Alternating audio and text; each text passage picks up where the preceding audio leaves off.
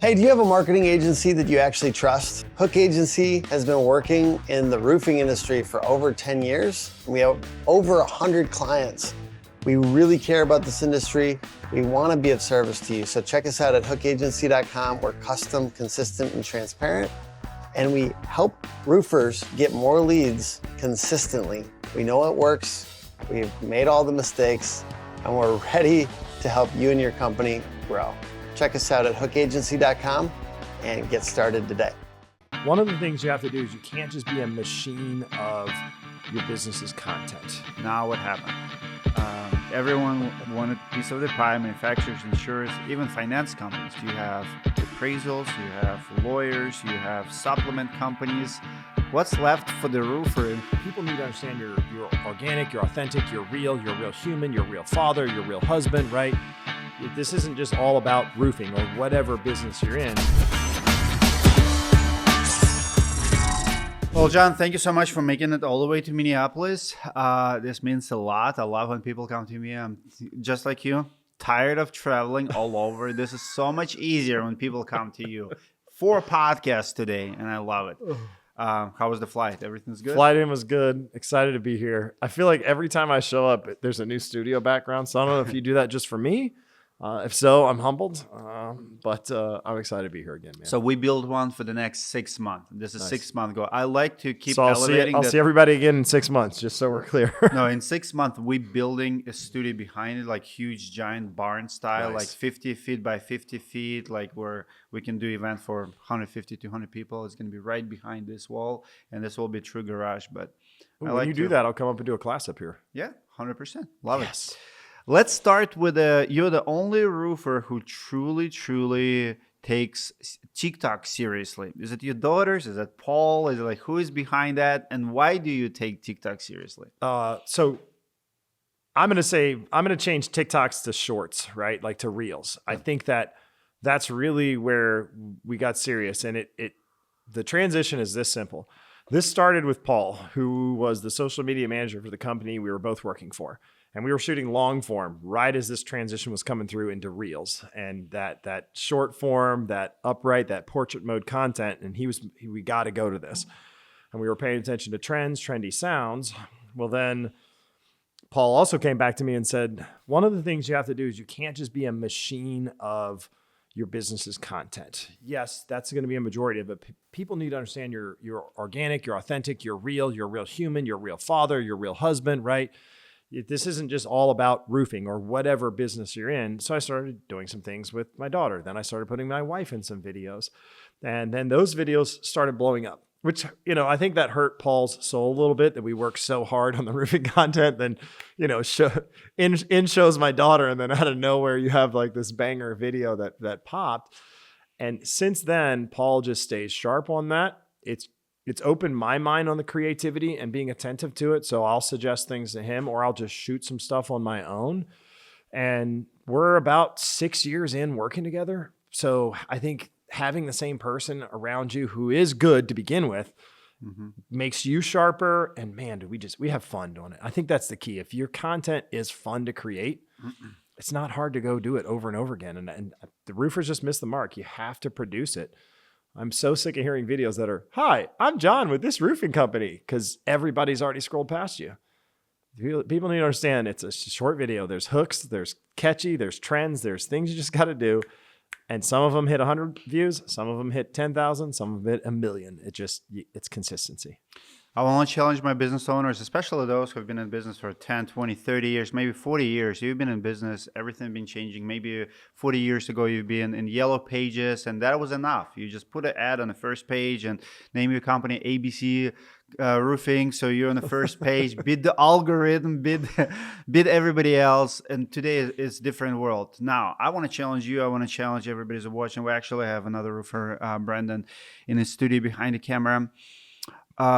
Recently, I've been telling people a lot that your social media presence, your YouTube, your TikTok, your Instagram is more important than your website.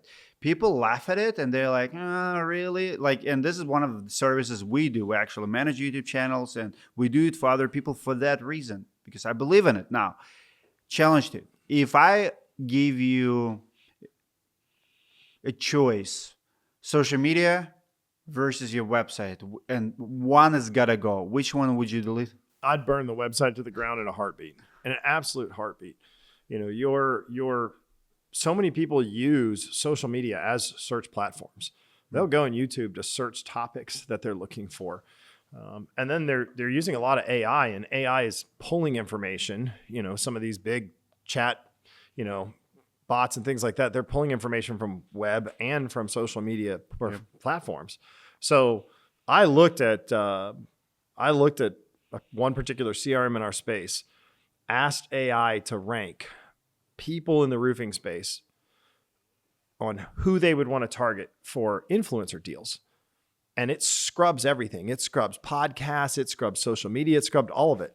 And you and I were really highly ranked in that. And I think it's not because of our websites. It's sure not from our web. Everything that showed up that it listed it, not one of them said website, right? So even the big search boxes that are out there, they're looking at that stuff too. So I'd burn that website to the ground in a heartbeat.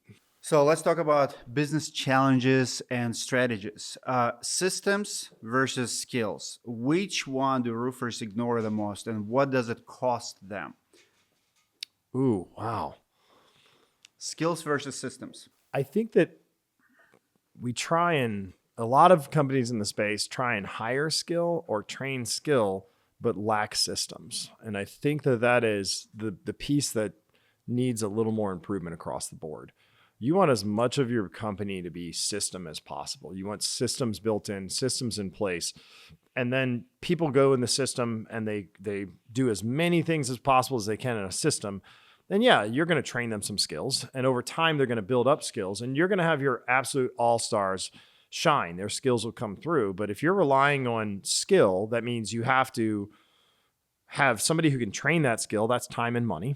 Or you're hiring that skill. That's probably expensive.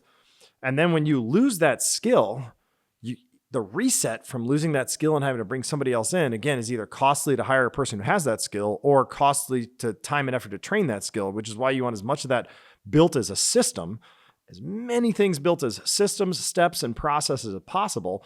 And that way, if you lose somebody as a business owner, you put the next person in the system and then they build their skill up. But yeah, I don't want to rely 100% on skill because, man, when you lose somebody and then you're relying 100% on skill, chasing that next person or training that next person gets tough. The more systems you have, the less skill it requires to do the job. That's why anybody can do McDonald's. You know, plug and play, let's go. When a company hires you for training, what's the first thing you look at? What do I look at in the company? Yeah. Well, I was doing an onboarding call. I think that's a crucial part of it. I'll have to admit, I trained companies in the early part of this that I'm upset I trained. Really? I didn't realize the lack of quality. I knew it existed. I just didn't know how frequently it was out there. And now I do an onboarding call. I want to look at, hey, show me how your inspections look now. What's your approval rates? What is your turnover rates? What's your, close rates? And I want to look at things. What's your top guy performing versus your bottom guy? And you start to see some outliers in there where there's red flags. I've personally had ones where you look at their top guys and the gap between their top guys and then their mid tier is kind of scary. And you're like, why does that look that way? Or is it because of lack of training? I worry, they had a few all-stars and they said, wow, we need more salespeople. And they turned into an absolute meat grinder where they just hired a bunch of people. And then they're counting on me to come in, train, and solve this problem of this 20 reps that are really, really weak. Or I look at their inspection files and I can tell clear as day they're damaging roofs, they're vandalizing, and they think I'm not going to notice it when I look at their photo files they send me. And I'm like, you know what? I'm booked out, or I'm not available, or I don't think we're a good fit. You do see that during the screening process? Oh, yes. Now, I didn't at first. Yeah. I remember being on lunch break with one of them and looking at files, and I was like, I shouldn't be here. I was just disgusted. I felt terrible. I felt guilty. I felt, do I return the check and just leave now? That's going to be bad for my brand. I didn't understand all that when I started coaching and mentoring. And now when people hire me for training, I want to know I'm going out and train a good contractor. Agreed. How do you decide whether a company needs more sales training or more operations training? They almost always need more operational and system stuff. one red flag that we've noticed is when we talk about, I like to learn their life cycle. Tell me about the life cycle of your the life cycle. And they explain the life cycle, and they almost always go through what comes in, and everything is we. Then we do this, and then we do this, and then we do this, and then we do this, and then we do this, right? And then I go, all right, that's fantastic. What's the life cycle for the homeowner? And when we get to that question and they struggle to answer it, I know they're really missing systems and processes. I know the sales experience for the homeowner is inconsistent. They think it's consistent because they're training their sales guys a certain way, but they haven't really analyzed the life cycle. That's one crucial piece I want to understand is, do you know what the experience is for your homeowner, what the life cycle is for your homeowner? And there's so many companies that do not know what the experience is for the homeowner. I'm like, that's the whole point of this is we're going out and meeting and selling and talking to homeowners. And then you built this great internal thing of what you think the process is like, but you do not understand what the actual experience is like for the homeowner. Well, what's the harder to fix, a broken process or high performer who won't change? Truthfully, the high performer won't change is an easy fix. Just get rid of them. I mean, if you want the blunt answer, but everybody gives the advice. Every coach I know, everybody's like, that toxic sales rep who sells the most gotta go. But when I talk to salespeople, they all hold hostages to them. Like, I rarely see top performance who does like 4 million plus a year losing their jobs. But every coach says it's gotta go. He's gotta go. There's 4 people in the company at any given point in time. Okay. You have people that are producing results and following the company process. That's your ideal candidate. You have people that are doing it their own way and producing results. That's the person that is typically the A-type personality, is typically higher in the sales realm, and you're okay that they're doing it their own way because they're producing really good numbers. That person's a risk. You should be learning from that person and what they're doing. Is there anything I want to cherry pick as a business owner that maybe we need to implement for the full team? And you should be reeling that person in at the same time and saying, stop this, stop this, stop this, right? So then you have people who are doing it their own way and aren't performing. That's a pretty easy one. See ya, buddy. I mean, if you can't even follow the process and you're not producing results, get out. Like, this doesn't work. And then you have people that are following the process and not producing results. And that one I pay a little attention to because I want to see, is my process maybe broken, or did my trainer not teach things, or is there something missing? Is there dots that aren't connecting? And maybe I get 1 or 2 people or 3 people in that category, and I start asking the question, is my process broken, or do I need to reevaluate my process? Or did I just have a bad recruiting batch? Did I hire the wrong people? So that one I don't assume is just the person. I always want to take a close look internally at the company at the same time. But those are the 4 people in any company. Doing it the company way and winning, doing it their own way and winning, doing it their own way and losing, doing it the company way and losing. I can put every one of them in those 4 categories when I look at your people. Love it. What's the number one mistake roofers make when it comes to documentation? Everybody says pictures, 300. And how many pictures you recommend on Company Cam? In Company Cam, I mean, we did one per job, you're 200 plus in the initial inspection. So 200 minimum. What about other documentations? By the time we get through it right now, if you're talking about a homeowner who's going through a claim and you have maybe shingle identification you're going through, repair to replace you're going to, things like that, a lot of those files end somewhere around 400 to 500 photos by the time we've done everything. The adjusters come out. We took pictures of everything the adjuster marked, because they mark everything. And oftentimes, you want to ask what the biggest failure is? We get on the roof with an adjuster, an inspector, a Seek Now person, a Ladder Now person, a third party, whatever it may be. They don't mark, or they do mark things. We get down and we drive off. You missed it. Then later, if there's any tension, if there's any challenges, if there's any issues, the homeowner's asking, hey, well, we want to see the inspection file. And the insurance company's saying, that's proprietary, that's work product, we're not going to share that. Some states, they share it quickly, but get your ass back up on the roof and take pictures when they leave. Like, why aren't we documenting what was documented that day? So there's another 50 to 100 photos just in that moment right there. And if they've already given you an indication of what's going to happen, hey, we think there's no hail, but we're buying all the box vents. You need to start evaluating then, can we do box vents, or do we need a wider scope? Do we need shingles around it? What's the next piece? Do that in that trip so you're efficient. and get that documentation done. So I think that the initial documentation, companies range in picture quantity. It's not all of the quantity, right? What are the photos you require as a minimum? But then how are you going to solve all the problems that come up? How are you going to make sure you've covered your butt to make sure that when the homeowner calls you on build day and says, you guys broke the wheel on my grill, that you have a photo in the file that that wheel was broken the day you did your first inspection. And when you moved it, the wheel just fell off, right? So it's those details that get missed in documentation. Do you know how many pictures insurance companies take per client? I think 4, maybe 5. For-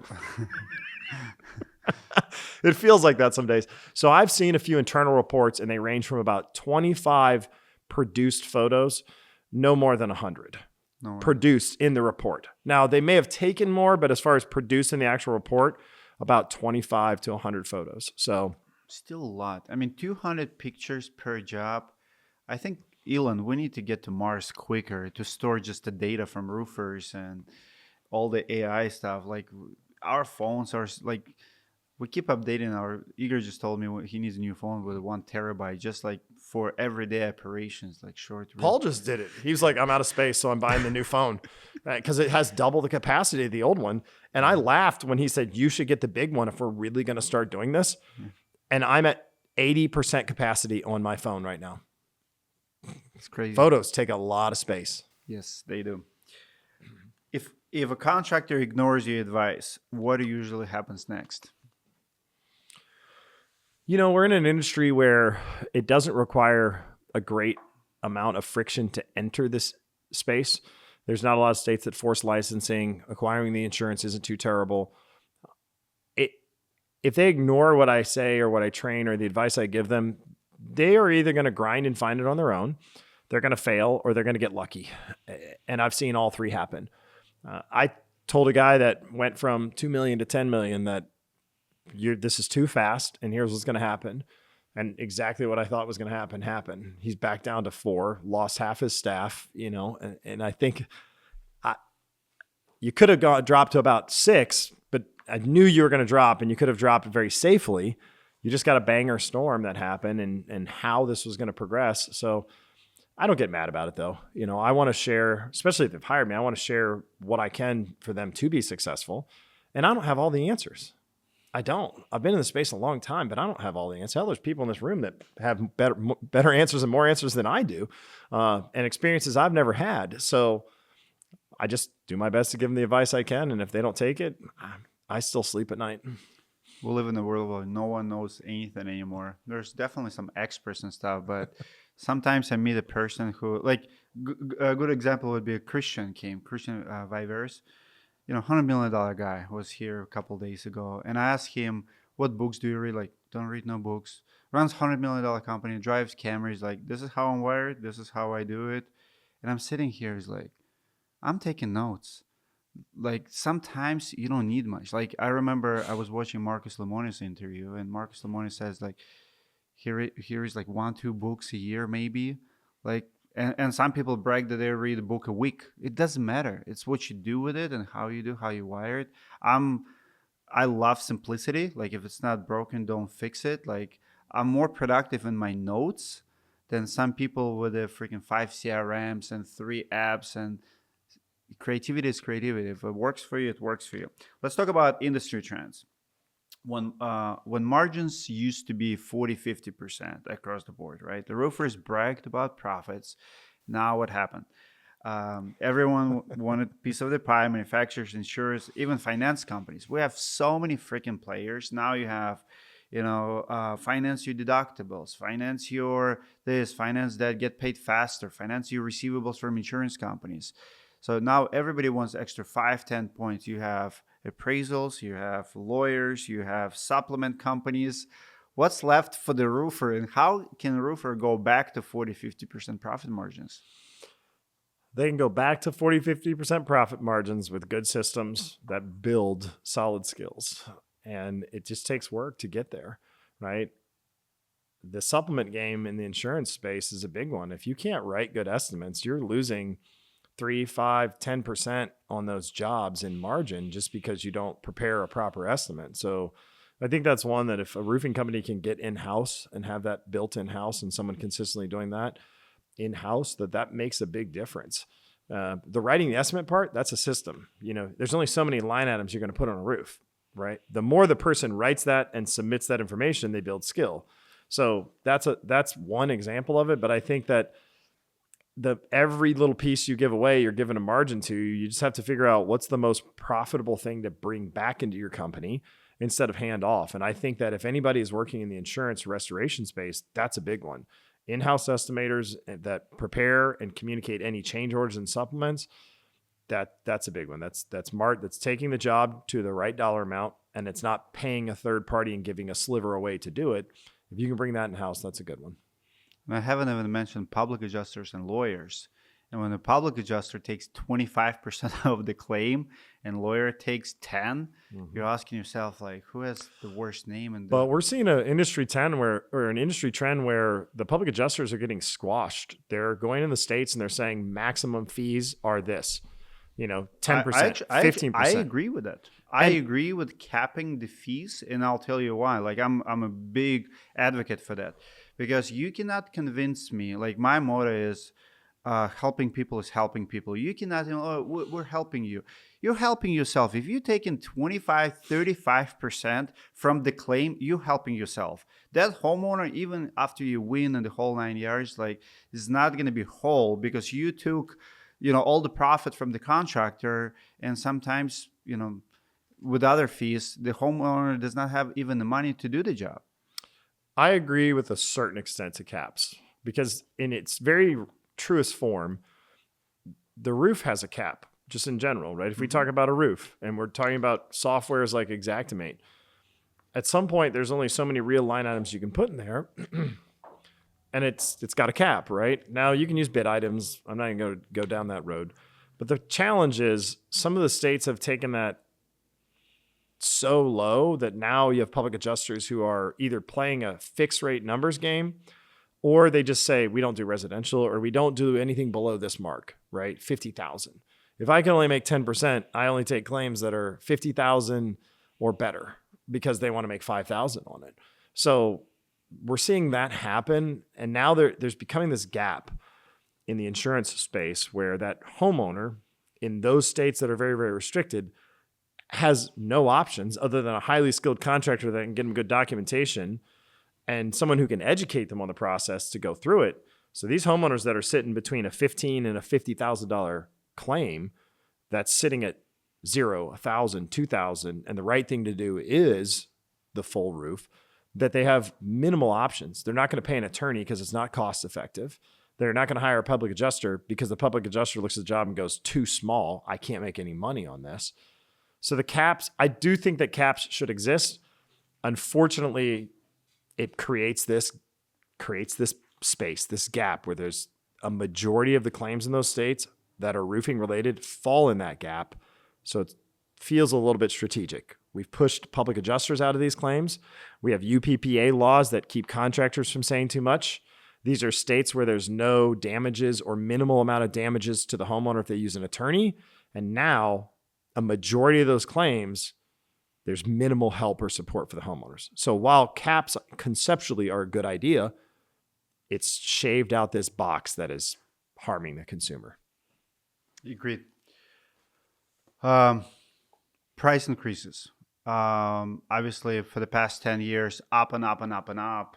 Some predict that the roof prices have increased 2-3 times. It will increase even more in a few years. Do you think it's going to continue to rise? Because even this year shows that there is a cap. Like, economy is not that bad, but I feel like with inflation and the cost of everything, people finally, even after approvals, even people who needs the roof, they're holding onto their checks. Because I keep telling people, buying $10,000 roof and buying $25,000 roof, completely different purchases. People can write $10,000 checks. I remember 2013, 14 people, I was in a retail game. So $7,000, $8,000, $10,000 easy purchase. Like, you need a roof, it's the most important thing. My house worth $250K, $10,000 roof, done. Now it's a $40,000. People don't have that money. So it's either finance, and 67% of Americans cannot write $1,000 check. So even approved claims are on hold because homeowners see the check. So do you feel like we're already at a cap, or is it still going to keep growing? It's going to grow. I think it's going to grow. I just think that how aggressively it's growing will kind of tear down. There'll always be a price increase every year. But I think ever since 2020, we had that material price spike, and then balancing that back out kind of didn't really happen. And we've seen these price increases, and I think we still feel like they're heavy price increases.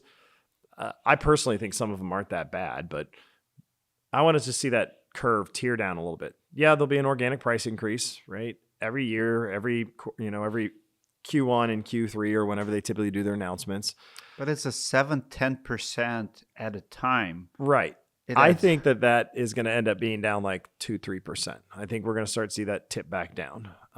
And for homeowners, it's tough because you take $20,000 and you take inflation, your $20,000 sitting there isn't like, there's nothing you're putting it in. No homeowner's putting that in any type of money market where it's going to gain more than 5-6%. And then the price of the roof's going up. The value of the dollar is going to change there. So you have a roof price going up. You're not making what even inflation is saying you should make on that money from it sitting in a savings account. It's just a burn. If homeowners have the opportunity to do it, do it. If you got to finance the rest of it, do it, because the value of the dollar is constantly changing. The inflation rate, it's that sitting in a savings account is not going to beat the inflation rate curve. So you are losing money, and then the price of the roof is increasing. You're just going backwards, not replacing that roof. If you have the payout from your insurance company, if you have money, if you qualify the financing, those things, take the value of the dollar today and get that roof on. How does the sales process for a roofer changes when market is doing what it does today? Because I see two types of roofers out there. Some don't care about what people say or what competition does. They don't really care. Like, they just, here's my price. Their sales are up. They're confident in their sales, but there are a lot of roofers lower their prices because they're desperate to get a sale, and they're trying to get the price lower to get more jobs just because they're 20%, 30% slower than last year. What's the answer to someone who's very slow? I don't think there is an easy answer to that question. We are seeing a downward trend right now. And the fact of the matter is, if the trend is down and there's not the same amount of roofs going on, there's markets that the trend is very down in right now. Those jobs. What would you say the worst? Like Florida, I see. Atlanta is pretty slow. The Atlanta market, I was surprised how slow it was when I looked. I've got a lot of people I work with closely in that market, and to see some of those companies down, significantly down, there's just less roofs going up. There's new players always entering the market. There's people's always exiting. Right. The sad reality is some people just don't survive.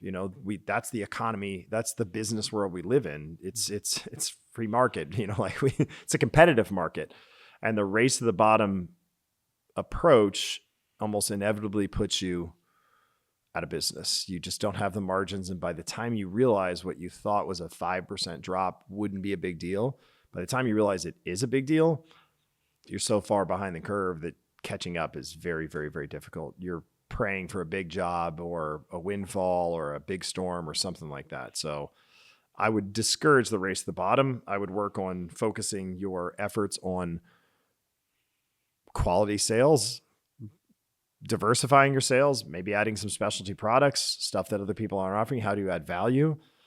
And have 2-3 people who can actually really go sell in this market instead of trying to play a numbers game racing to the bottom. Next question is right down your alley with the NTS and others. It's good, because these were all just awful questions up to this point. Are insurance companies leaning on shingle analysis more than contractors realize? They are, and I don't think they understand everything going on in the background. That's a data game more than anything else. When you look at, and again, I'm not saying anything bad about either of these companies. When you look at State Farm, they started RLS years ago, their roofing locator service years ago. They didn't make it an actual consistent service in the process until after 2020. but they already had almost 10 years of data, samples, and information that they had collected on those to start understanding things. Well, then we saw ITEL. ITEL, almost every other service ITEL offered, flooring tile, wood flooring, everything else they offered came with a price per linear foot, a price per square foot, whatever it may be. Well, ITEL finally started getting into the pricing world with shingles. And that's a big piece that became attractive to the insurance companies, was this pricing game. Now, I don't know that in this podcast I want to get into what's behind that. There's probably things I shouldn't say and don't want to say as far as what's behind that. But the analysis part of it is very real. We've been approached with white label analysis. We've been approached with vendors who want to provide analysis for insurance companies through them. So it's still a very relevant game, but it's part of that's a data game. I think the data that's broken in the process that NTS has the ability to provide and ultimately will provide is age. I think that like in Indiana, where I'm at, you don't have to pull a permit. So we don't know how old the roof is when they tear it off. There's certain markets, let's take some of the Colorado markets, that have required permits for a long time. Well, they know when the roof was replaced last. So there's good data to suggest how long those shingles last, how long before a storm takes it out, things like that. My company can provide age on over 70% of the products we get in. We can identify age or a very, very close age range. That data is going to become very relevant for these carriers to understand how long things last, because that'll dictate how they write policies, RPS, ACVs, when do we stop covering the roof. So analysis is still a very real thing in the insurance space. Love it. It's crazy place we're in right now with Verisk and what they do with the data, like all the buyouts. Like, I mean, they're spending billions. It's Verisk taking AccuLynx, and then Nearmap bought ITEL for $1.3 billion. Like the data world that we're in right now, in this space, in the roofing space, in the construction space, in the underwriting space for insurance, is incredible. And if you are in the capturing, collecting data realm, you're going to end up in the selling data realm. And it's an extremely, extremely valuable space to be in. And I just want a little piece of that pie. Love it. How fast do shingle formulas change to the point of being incompatible? Because we don't see a lot of changes from shingle manufacturers. I actually think we're fairly maxed out on what we can do with shingles. So what we saw was a curve from the 80s and the 90s when we were going organic to asphalt, like you take that 10-year turn. Then we went asphalt, then we went into higher warranties. So we started on we went 25, 30, 40, then we went 30, 40, 50. We had the housing boom in the early 2000s. That stopped. Then in 2010, we released the limited lifetime warranties. Everybody chased that. So we saw changes again. So about every 10-ish years, we were seeing changes that kind of forced compatibility issues. Well, now we're like 15 years since that big change. And from 2010 to 2015, a lot of manufacturers made that change. So we're right at that curve that we would expect a significant change that's going to force compatibility. And I don't see it. And I don't see the products being released that would really force that. So I think that we're trying to stay very, very consistent in the ability to keep products compatible. So the challenge then becomes for the roofers who played an old game of, hey, this roof was damaged and it's not made anymore, it's not compatible, so there's no repair, we got to fully replace it, is slowly diminishing to the point where these guys got to be really cautious. You asked when I screened a file that they started a claim and had 2 damaged shingles on a current product, and they started a claim. And I thought, why in the fuck did you start this? Like, who would tell a homeowner in their right mind when this product is still made? You can go buy it right now. This has barely any fade or color to it. You're not in a matching state. Like, you should have tried it first. And if it didn't work, then have the next discussion. But they're so used to this game of compatibility, and we just aren't seeing that next compatibility curve hit. So they're not trying to fix, they're just trying to sell the roof. That's the problem. How often do you see that? A lot. A lot. How often are roofers losing claims because they don't document shingles right? A lot.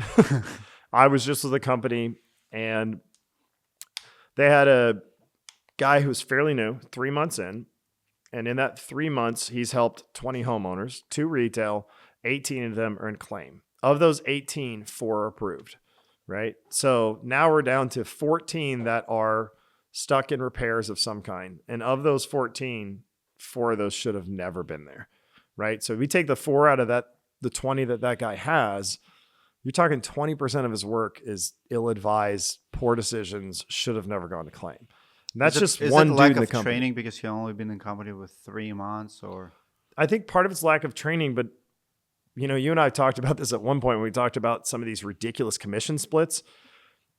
It's also highly motivated to just sign deals and earn commissions. See what sticks. Yep. See what sticks, right? Like if I sign 20 and I get 10 of them, I make my money and move on. Some of these pay structures now are so highly motivating for people to just pray and hope, right? How do you feel about the Georgia one? 70% commission. 70% of profit goes to the sales rep, 30% to the Can I call my attorney before I answer this question? Like, can I answer what I'm allowed to answer on this one? Hey, we're only on TikTok Live. We get to trim anything else that we want. I think that is long-term game for a company. You have to be a company who can really get to the 100 million mark to play a game like that.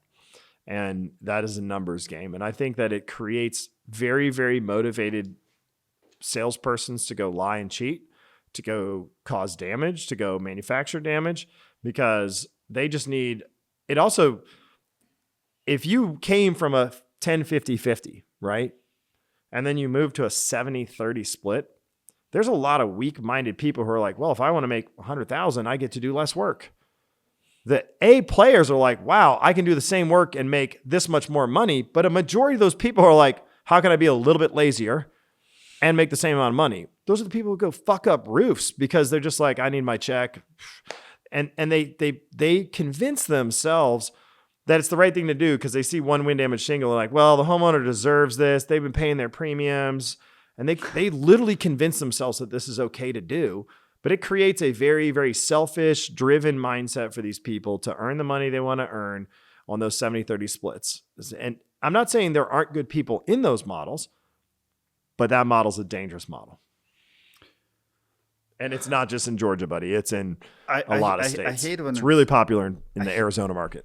I'll share one story. I probably shouldn't. Probably should cancel. We're both going to say things we probably shouldn't on this. I'm not going to mention a name, but we did a company tour with a guy. And so we drive in the car. It was too late. We already filmed so much. And he kind of ruined it for me. I'm like, why did you have to say that? Why did you felt like you have to share that story? So here's the story. He goes on the roof. And he did not see the damage. And the public insurance adjuster said, he's not going to be there. Just send me the file, send me the pictures, and I'm not going to come out. So he goes in. He does not see it. He said, I just mark holes, and I took a picture of the damage, and I sent it to him. And I asked him, was there a damage? He's like, I don't know. I didn't see. I just made like 8 marks. So he circles 8 marks and he sent it. And I asked him, do you think it was the right thing to do? He's like, he asked me to do that. He said he doesn't want to go there, send me the pictures, and I approve it. He asked me. And I said, but do you think it was the right thing to do? Still the same question. Was it the right thing to do? And his counter to me was, but how many times do they do it to us? How many times do they deny the claims? I'm like, what does it has to do with what they did before?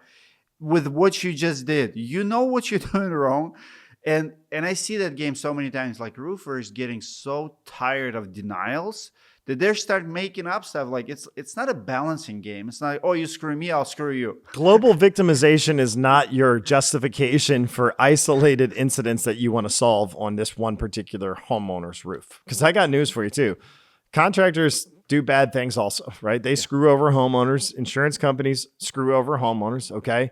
And we can all say it's accidental. We can all say it's intentional. It happens. That's not what you take into every unique scenario when you sit down, inspect a roof, talk to a homeowner, educate them on their options. You don't take your personal agendas, your emotions, your feelings on the industries into those. It's about doing the right thing. And God, Chris was just up here with you. Chris and I talk about it all the time. Just do the right thing. Like the long-term game of doing the right thing works so much better. I want to share one thing because we all are tempted to do what's easier, like what's shady, nobody will know, right? Easy button. Boom. We all do it. My personal journey, and it happens so many times to me. If I don't have the money to pay the person, let's say you're my sales rep and I fired you and I owe you like 40 grand. I don't have the money and I don't feel like you earn it. I feel like, I can take this and this and this and I can justify it. I know myself. It happens so many times in my life. When I do what's right, even if it's tough, even if I have to go sell the car to settle the debt that I don't feel like, right? Give it a week and something will happen that will give me the best sleep at night. Something that you always get reward later for doing the right thing. Yeah. And when you cave in and do something what's wrong, you will remember for the rest of your life and your reputation might be ruined. You will not look at the mirror the same way because you already cheated. You're cheating yourself like by doing that. Yeah. Once you taste that fruit, you tend to want to eat it again. Unfortunately. Yeah. All right, moving on. How often, let's talk about your personal journey. Which non-roofing job secretly prepare you for this industry? Oh, So I've had a handful of jobs that I would say applied. I'm going to answer that with two. I think one, a lot of people expect. I definitely spent time in restaurants and bars. So bartending, you're in a fishbowl, you're on your feet, you're quick, you have to talk to people all the time. You have to develop a lot of patience because at some point you're talking to people who are inebriated. So I did not know that. How about you make me drink? we can make that happen. I can definitely do that. So I think that fishbowl environment's really, really helpful, but I'll let you in on one that was probably the most painful learning lesson in my life. But what I got to do within that job was very, very valuable. I worked for a company that did everything for your dog, right? So they had boarding, doggy daycare, veterinary services, training, right? Everything for your board, like everything for your dog. And there was a gentleman there, very, very talented trainer. And I got to train dogs. I'm gonna tell you right now, the toughest customer you will ever work with in your life is somebody and their pet. They treat their pet, they're so anthropomorphic about their pet and everything they do with their pets that you mess that up, you are in a world, you could mess up their home and they're less mad about something you screw up with their dog or their cat, right? And then teaching people, I got to train dogs. My dad was a highly skilled dog trainer. He trained dogs in Vietnam, scout dog handler. Great story. So this was really like enriching for me to be able to do this. When you teach people how to train dogs and you have to interact with people at that level, your patience, your tolerance, you can deal with the roofers. your speaking skills, your ability to go in and sell to a homeowner about their home, which is not a big deal compared to their dog. Nothing prepared me more than working with pet owners because pet owners are fucking crazy. I love pets too. I'm not saying it's a bad thing. I'm just saying, man, they get real, rightfully so. They get real loony about their pets. You know what surprised me about the roofing industry? Because I came from flooring and remodeling space. So doing flooring and remodeling, man, like amount of blue tape I've seen on the walls and touch-ups. You finish someone's bathroom and the grout lines and squeak here is like, yeah, I install your floors. I didn't build your house. So I don't know why framing. Exactly. But amount of people who would not go on a roof to inspect it. Like, how does it look? Oh, looks good to me. How does it look to you? Like, fine. Like, if you say it's fine, people just don't care. Some people will put a chair and watch you entire day installing it. We love those. Don't do that, please. If you want a quality job, do not watch. I'll park a lawn chair out front and pop some popcorn and watch the entire day. Please don't. No, thank you for sharing. That makes perfect sense. And I think that prepares you. Any customer service job, that's what, like my daughter right now, she's works at Lee & Chain. She's 17 and I love it. Like she works in that environment. She comes home and is like, we have these Karens and they come and yell at us. Like, look at this as like, I'm 17. I'm sorry. How can I help you? I'm sorry. I'm not going to put that at 9 p.m. We're done. We're about to close. Why are you yelling at me? Yeah. Like when 17-year-old explains, I'm like, wow, you have to deal with it. And then she comes home and start doing dishes without, being asked. I'm like, oh, wow, that's work ethic right there. Like any customer service job will prepare you for life. So I'll add this other piece of the advice to it because I think that this is a crucial piece. Just to give you an analogy on this, I think the younger generation, excuse me, younger generation, one piece of advice I can give you is that you can do whatever you want to increase your skill set. And your skill set, you may be like an 8 out of 10, a 9 out of 10, a 10 out of 10 in your skill set. But if your ability to communicate that skill or present that skill to the end user, the customer, the client is a 2, a 3, you're perceived as a 2 or 3 on your skill set. So working on your communication skills for the younger generation is a crucial part. If you're going to be in any interaction with the end user, the customer, work on those communication skills. Agreed. From all the companies you have worked with, what's your favorite success story? There's a lot of really good ones. I know one of your clients that we also have clients of BM Direct, Sheldon. Sheldon Murphy is a great story. And Sheldon's the kind of example, I'm going to give you a couple actually, quick ones. Sheldon Murphy's out of Arizona. Great story of a kid who's sharp, diligent, and he could do it on his own. He could work through it. Yep. But he has kind of continued to realize like what programs he wants to be in, how long he wants to be in it, when it no longer serves him anymore, when to move into the other programs. And I think he's just very, very sharp and he constantly is changing. You know, I look at even just his content from a year ago to now, how much that's improved, how he handles his clients. When I remember when he called me, he's like, we're actually going to start doing this. And I was a little nervous to do it because I'm scared to hand that off, right? He's willing to be on the cutting edge and he's willing to try things and he's just he could do it on his own. But in that, he's developed a really good peer group and friendship group that he relies on and they all help each other and that's fantastic.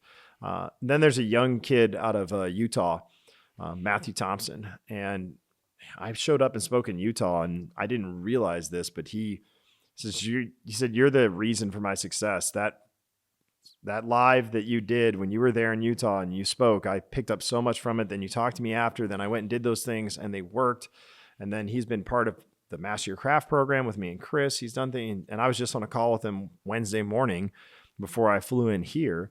And just listening to him continue to like change on things is fun. Just a young kid starting his family, starting his career in this space, watching his growth. And he constantly says, because of this. And then on the way here, a Minnesota contractor called me and she was like, the stuff I've learned in your class, I applied to this system and it took us 3 months, but we walked it through it and we were able to show the right thing to do. She goes, largest one I've ever handled. And I was like, good. That was the phone call to me. And so I constantly get those stories and I am so humbled and grateful that anything I do affects somebody's ability to succeed, their business succeed, their people succeed. But at the end of the day, the end user, if the end user, the homeowner client has had a great experience because of something that I've done, implemented, taught, or trained, that's why I do it all. I didn't build NTS reports for contractors. I didn't build them for insurance. I built a report that was digestible for somebody who knows nothing about roofing to read and understand. That's that homeowner or end user. We have 5 questions left. And then if anybody from the audience wants to ask a question, I'll give you opportunity after these 5 questions. Is this like the speed round? Let's go. It can be if you want it to be. Who bends the truth more, insurance companies or roofers? I'm going to say roofers at the risk that people are probably going to go up in arms. Just know I'm not talking about all of you. It's just my experience that when a roofer starts to bend the truth, their ability to justify their behaviors gets extreme. So, and we kind of already talked about that. How they'll come to logic like, well, this is fine because of X. No, I'm sorry. No, it's not. Wrong is wrong. So 2 wrongs don't make a right. So I think the roofers tend to bend it more. Agreed. What's the most expensive screw up you've ever seen? Ever seen? Personally, we tore off the wrong roof. I pulled down the driveway and I'm like, oh shit, that's not the house we're supposed to be on. And we thought this would be a pretty easy fix. We talked to the homeowner. They call their contractor. Contractor gets wind. Competitor tears off roof, writes a nice healthy bid, and they want the entire roof redone using the contractor they know and trust. So we had to write a check for that one. We didn't get to fix it ourselves. It's like $15,000. $15,000. Now that's the most expensive residential one. I've had commercial ones that are worse, but that's the most expensive residential one. So how much was commercial? That's about $100K. It was a discovery in there. And then the way their insurance claim was set up, it absolutely was not included. So we really had to have a sit down moment and we ended up eating part of that in there. But yeah, so commercial can get expensive very quick. 100%. In one sentence, what separates $1 million company from a $10 million company? Systems and processes. I don't even need a full sentence for that one. You have to have systems to scale to that level. Is the roofing industry under attack because we bragged too much? I think that's part of it. I think that, when any panel I see at any conference where there's people from the insurance side on it, they constantly bring, well, you guys post your Lamborghinis and your Ferraris and you brag and this, that, and the other. I think that's part of it, but I think that some of it's self-inflicted. There's a lot of consumer protection laws that exist in every single state. And when roofers do wrong things, it's really easy to pick on that one roofing company. I'm going to say this kind of boldly. It's hard for media to pick on somebody giant like a State Farm, right? Because what's going to happen with that? You mess that story up at all, their legal department's coming for that news channel, that area. There's a lot of risk in that. There's very little risk in going after a small $1 million, $5 million guy that has a very obvious mistake they made. So I think that they get picked on pretty quickly because it is easier to pick on them. Last question. Is customer is always right? And when would you break up with a customer? When would you fire a customer? This is an industry where the customer is not always right. And you just have to recognize when that happens. We talk about doing the right thing. If you understand to do the right thing and what it takes to do the right thing, you should be able to, you said go to bed at night. You should be able to sleep at night, right? If I know I can sleep at night and you're wrong as the customer, you're wrong. There are very little things I will do to bend and save my reputation, because at some point I recognize that this person isn't the kind of person that can truly harm it. This person's the kind of person that nobody's really going to believe, that probably says this about everybody. I went into a homeowner's house, and while we were explaining everything, I make sure I observe my surroundings. Kitchen looks pretty new. Floors look pretty new. And I comment on these things. And they go, yeah, it's pretty good, but the guys did this. Oh, we had a huge problem with them finishing it. The windows guys were worse. And I'm hearing this, and I'm like, so far, they're talking about 3 home projects they've done, and they've had a problem with every one of those contractors. I got news. You're the common denominator here. It's not that you hired 3 bad contractors, or you do hire just shitty contractors, and I know I'm not going to qualify. This is a price person, and I'm not going to do it. Just get out. Just tell them we're not a good fit. The red flags were there at the beginning. Tell them you're not a good fit. You're better off spend your time working with other customers than try and make that deal fit for that customer, knowing that they're high risk. 100%. Any questions from the audience? Go ahead. So I heard recently a statistic that 75% of all people in the roofing industry have been in this space for 5 years or less. I don't know how true that is, but that's I would say it's 90% of 5 years. I would say it was more. So given that, what would you tell somebody that's going forward to the future, you must do this as a company or your business is not going to be successful? Is it AI? Is it education? Is it going into the social media space? What is something that they have to do if you're going to be successful? Dimitri, you answer it first. So 75% of the people in the space have been in this space for less than 5 years. What would you say to somebody? I would say it's more than that, but yeah. What would you say to somebody brand new in the space they need to be doing to survive that 5-year curve? Pure accounting. Keep it super simple. Every single job should be profitable, and every month you should break even. I don't care how many apps. I don't care about AI. Like, you can get every tool, every subscription, every university. But if you cannot pay for it, like if you sell 5 jobs a month and you have every tool in the book, you're going to close your doors. It's just managing that cash. It's money in and money out. And if you don't have that, it doesn't matter. Like, sales truly fix everything in a sense of not like, it's not going to get you out of trouble. But if you don't break even, if you have to have like, and it starts early on. If it's just two of you, you have to pay for the building, for your assistant, and for yourself, maybe for the sales rep, right? You have to bring, let's say, $40,000 a month. What happens if you bring $30,000 a month? Who's going to pick up a check for $10,000? Now you start getting in debt, whether it's Amex, whether it's a supplier or whatever, and that grows. Right? Like now you hire another person. Now you have another subscription. Those tools will help you if you're profitable. If you're not profitable, you're going to tank faster. And so many roofers, they go for the saving grace. So if I get this, if I hire this marketer or this person offers me, $2,500 to manage my Facebook, well, $2,500 a month to manage your Facebook, hoping you'll get a job from it. Like you have to sell $25,000 job to pay for that. And if you don't get any return, that's your bill. That adds to your debt. So that was going to be mine. You have to know your numbers. And if you don't have a good accountant telling you what your actual costs are and understand, most of these guys enter and they don't understand net and gross and what net and gross profit really is. You have to know your numbers, because by the time you realize it's a problem, it's the stories that you do where they're, well, we were doing 10 million. I thought we were doing good on business. You did 10 million, but it cost you 11 million to do 10. And so know your numbers. Outside of that, I'd say that understand your homeowner's experience, which means probably a really deep understanding of your CRM. If you're going to put money into a software that everything is going to go in, all your data, all your client information, and then it has AIs and apps and tools, automations for texts and emails, right? I would want to really get enriched in that, understand how I want it to work, because changing CRMs sucks. Getting new people to like add the new features and everything, that sucks. That's painful. That's burdensome. So I'd say between management of your accounting and management of your customers, those are two really crucial pieces to give you a good chance to get year, then 2, then 3, then cruise your way into 5.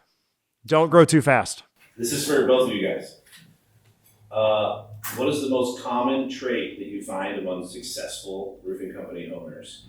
And what's the most common trait among unsuccessful roofing company owners? I'll go first. I'll say like the most successful people that I know, they know how to say no and they're not jumping on shiny objects. Like, people who are failing, they see something, they like it, they subscribe, they pay, right? What I've noticed, even, like Jack Hanks was on the podcast, $175 million, right? And we talked about like him, his public adjusting firm, they have marketing budget, doing something with us, right? What do you think he told me? He's like, I like the idea. I want to sponsor your show. Let me talk to my assistant, to my accountant. And we're talking about spend a couple $1,000s. It's not like we ask for $100K or $50,000 doing something together. He sees the value. I see the value. We're all pumped. And he's like, not on the budget this year. We'll do something next year. We're all spread out, right? So Jack Hanks, who runs $175 million company, said no to $2,500, respectfully. He said no because it's not in the books right now. I'm pretty sure he could be like an instant buy it, right? But so many roofers, they'll see the bag, they'll see the rims on the trucks. Like, I like it, I want it, let's go, right? Without checking with anyone. So business owners, the most successful, they surround yourself with people who will make them accountable, even in the tiny decisions. Do I really need it? Do we need it? And roofers who don't have any accountability and usually lose, they're the shot callers. Nobody gets to tell them. Their wife will not tell them what to do. Their vice president will not. Nobody gets to tell that person what he can and cannot do. He is God. He is shot caller. And that's how you usually fail. I would say the most successful people that I see, they have a network.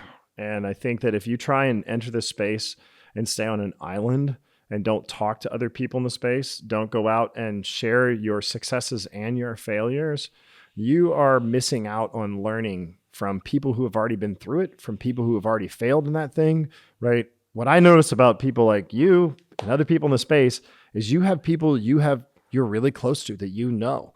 You are willing to extend yourself and say, here's the problem I have. And if somebody else has learned from that problem, so these people do not operate on an island, okay? The successful people aren't on an island. They have a good group. And I think the people that are unsuccessful, a very common trait I have is centers around or a very common trait they have is it centers around failures. They are either unwilling to fail, which means they don't launch, they don't try, they don't do because they're scared of failure, or they don't learn from failure. A true winner out there tries and then they learn from the failure. But these guys that go out of business, they either go out of business because they never tried, or they go out of business because they never learned from failing multiple times in a row. So your failures are how you handle your failures are such a crucial indication of what type of person you are and your ability to be successful. And that is a key thing I've seen people. And so the opposite applies to people that are highly successful, right? But man, they don't understand what failure means or to just go fail and learn from it and try the next thing. That's a good one. I like that. Paul. You both have been in the social media space for a while now. What recommendations or recommendation would you give to somebody who's just getting started or wants to get started? You want me to go first? I'll go first. On its most basic level, 2 recommendations I give. Number 1, write out a schedule. If you think you're doing content, but if you write out a plan, even it's to post 3 days a week, a picture one day, a video another day, and one of those little text things another day, right? Like at a minimum, you have to start somewhere with consistency. Then you'll build your consistency up. So write a month plan out, write a map out, right? Like that's crucial in that process. Okay. And then the other one is just don't be scared to try things. You'll look at stuff and you're like, wow, but I can't do that, or I don't want to try that. That seems get a little bit risky. I think that there's plenty of room to be slightly risky in the social media space without being obnoxious, especially things that are trends and everybody sees it. Get a little bit risky instead of constantly doing what you think is the right content. Try some stuff. 3 things. Number 1, have a filming days. So like if you have batching content, yeah. like for me, it's like when I started my first YouTube channel for my roofing company, it was Tuesdays, and to this day, it's still Tuesday. Tuesday, I go all in. A camera guy comes in. I know on Tuesday, my brain is prepared. I have to shoot content. Number 2, always have clear title before you shoot anything. I don't care if it's Facebook. What's your message? It's a one phrase. It's the name of your movie. I don't get it when people go like, "Oh, I'll start a podcast." What it's about? Life, lifestyle. Like your audience is not 7-8 billion people in the world. Who are you making for? Are you a fitness influencer? What do you want to be known for? Fitness, journey, business, food, whatever. Title before anything. Don't turn that camera. Don't post anything if you don't have a clear message. And the last one, don't try to be perfect. The era of gurus are gone, experts. Nobody cares. Yeah, fuck gurus. Like nobody, absolutely nobody cares that you're the best of the best. They want to learn with you. They want to make sure that you're human. Make mistakes. Perfection is your absolute enemy. Like yesterday, we have a manager John here, yeah, and good dude. I have Milwaukee and I have DeWalt, and we were talking about who makes the best grill, and he actually said something that really hit home. He said, I use Ryobi because it gets the most comments, because you'll be roasted for using Ryobi drill, right? And I'm like, I have one Ryobi, like I don't even know why I have it, but I have one drill. I'm like, you know what? From now on, I'm not going to be using my 6 Milwaukee drills. I'll use it Ryobi just to test it. Don't try to be like, if you like, I did my last YouTube channel. I have 30 minutes to video. I have 30 minutes to film it, and I have this black cat interrupting me like 5 times. He laid on my desk, and literally, I did not have time. I have very important Zoom, and I have to send it to my videographers to edit. So I'm like, this cat will not interrupt me, and I'm like, hey, and I literally said a few times, like, I have to film this video, move, and I just keep going. I ignore this cat because I have a time frame, and that video did really well. Like, no matter what happens around you, stuff breaks, you break, like, just keep on going, throw it out, see what sticks, stop being perfect. I love what you said. Perfection is the death of it. Like that's it's the kill of it. Enemy. Like, nobody wants you to be perfect. The enemy. That's what you said. If you are trying to be perfect, actually, if you study algorithm today, which videos perform better? It's people sitting in their cars, filming on their phones. It's not high production. Because nobody wants to see like picture perfect, polished, edited. I mean, brands spend $10,000, $20,000 per video. Go look at James Hardy, Owens Corning, GF commercials, highly published. They have zero engagement. because people don't want to see it. We'll get entertained, but we don't want to see it. But then go look at John Senac, in the jeans and high heels on the roof. you're gonna get some engagement, and it's not perfect. Well, but no, we made a video where I threw the salt in the sock in a snow-covered valley, and I told myself, "Don't say sodium chloride. Don't say sodium chloride. Don't say sodium chloride. Don't say sodium chloride. That's the wrong thing." As I'm getting ready to make this video, and I said it so many times in my head, I actually locked that word in my head. So I said, just put a little sodium chloride in here, and I got hammered. Calcium chloride. You have to use, that's raw. They can't use that for roofs, right? I got hammered. Million views. Yep. And people were like, you should take this video down. And I was like, no, this is what people engage with. I didn't plan it. I accidentally said it, but we left that video up. We shot the correction video. I was like, hey, I want to correct that this 10,000 views, because nobody gave a shit about that perfect video. So we know errors and trends are such a fantastic piece when it comes to social media and content creation. But his first point, batch content, we batch content now. People comment on videos like, damn, you got a lot out of that roof. I'm like, yeah, because when we show up at that roof, we have 5 to 10 videos planned, titles, to shoot on that roof that we know we're going to shoot. And we're so efficient that gives us weeks worth of content in one sitting. So yeah, we're doing 4 podcasts today and then 10 other videos, and we're going to have like 2 months. I thought I was special, and then he just batches his podcast, and I was like, oh, great. And then I saw was coming in, I was like, well, I'm honored. I'm here with guys like Heath today. This is awesome. We start doing a week of podcasts because to do this, it takes me so much time just to set it up, fly him in, fly everyone. Like, why not do 3 podcasts a day and they just release them later? But you get together, and you do one by one. It's a good concept because then we get to connect with other people we know too in the space. So it actually it's a lot of fun. So any more questions? All right, guys, thank you so much for being with us today. I answer all of my questions, especially if it's first day after announcement, after publishing it. So if you ask me a question today, if it's first day, I'll answer it. I'll come back later, but comment away, and I'll see you in the next video. Hey, do you have a marketing agency that you actually trust? Hook Agency has been working in the roofing industry for over 10 years. We have over 100 clients. We really care about this industry. We want to be of service to you. So check us out at hookagency.com. We're custom, consistent, and transparent.